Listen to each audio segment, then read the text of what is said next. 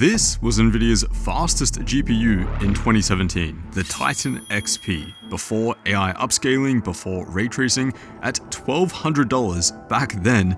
This was the best of the best. 2017 was also the year that I built my first PC, and yet this thing was way out of my price range. Today though, you can buy these for around $200, many actually selling for around $160. So of course, I just had to pick one up. I mean, that is like a 90% discount once you factor in inflation, making this one of the most heavily depreciated GPUs that I've ever seen. The Titan XP is also the fastest GTX GPU ever made, and probably will be forever since NVIDIA now seemingly only makes RTX GPUs. But yeah, this thing was the fully loaded chip from the 10 series. There were no RT cores for ray tracing or tensor cores for AI, just 3,840 CUDA cores built on a 16nm process, making it faster than a 1080 Ti by about 10%.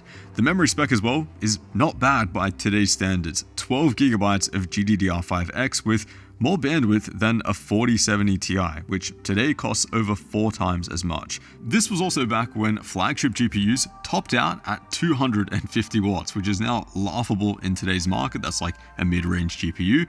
As a result though, this is the last time that we'd see a blower style cooler used on an NVIDIA FE gaming GPU. Honestly though, this thing does look kind of sick, maybe just because it looks super unique in today's market. But yeah, actually pretty compact and very clean design. They just don't really make them how they used to. Maybe that's a good thing though, because the single fan design on this thing is nowhere near as effective as what we have today. But yeah, 7 years later, is the Titan XP worth picking up as a budget GPU? As weird as that sounds. Well, for starters, this thing does actually have DisplayPort 1.4, despite being as old as it is, which is the exact same DisplayPort that you'll get on a 4090. So yeah, plugged into this 240Hz OLED 1440p monitor, which is like the main monitor that I have here at the studio, the experience is actually not bad at all. Battlefield 1, for example, medium settings, HDR enabled, the Titan XP was north of 200 frames per second pretty much the entire time.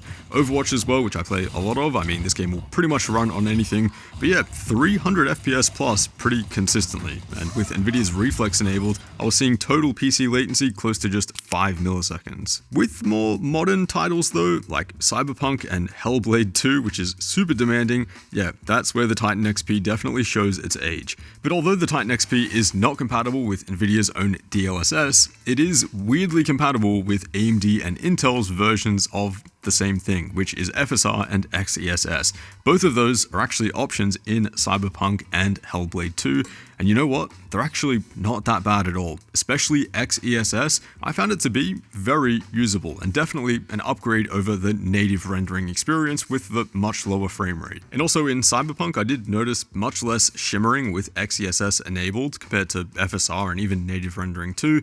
But yeah, really cool that this is an option, and I have to give a massive props to Intel for making this so accessible. Over the course of a few more games at 1440p high settings, I saw an average of around 80 frames per second, which is not bad at all for a sub $200 GPU.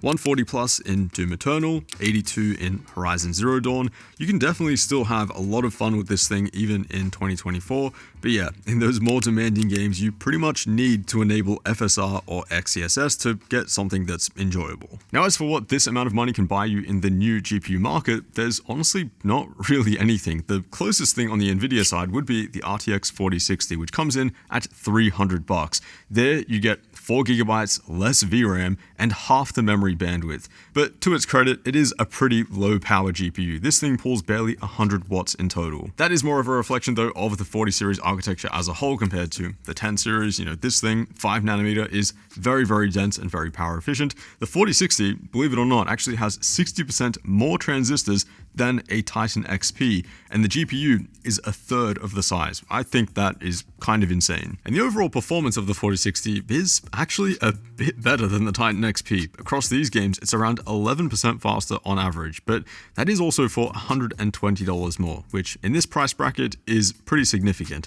Also, it is just kind of crazy to see the Titan XP, once NVIDIA's fastest GPU, get beaten by their current slowest GPU in their lineup. Let's be honest though, if you have the money money for a 4060, I still wouldn't recommend it. If you take a look at the used market again, you can actually get one of these, an RTX 3070, and that is going to give you a massive boost in performance over a 4060. Across a few of these games, it's roughly 30%, which is definitely a noticeable difference. So there it is, the Titan XP in 2024. I mean, 7 years later, I was not sure what to expect for this thing in terms of performance, but you know what? It's actually kind of capable for what you're spending. I mean, I'd feel a lot better buying this thing than giving AMD or Nvidia $300 for their really low offerings. And it doesn't have to be a Titan XP. There is a lot of really good stuff on the used market around that $200 to $300 range. 3070s, 3060 Ti's, maybe even a 1080 Ti if you're looking to get something around that $150 to $170 mark. These GPUs don't have the latest bells and whistles like ray tracing and frame generation, and they definitely don't have the best power efficiency by today's standard,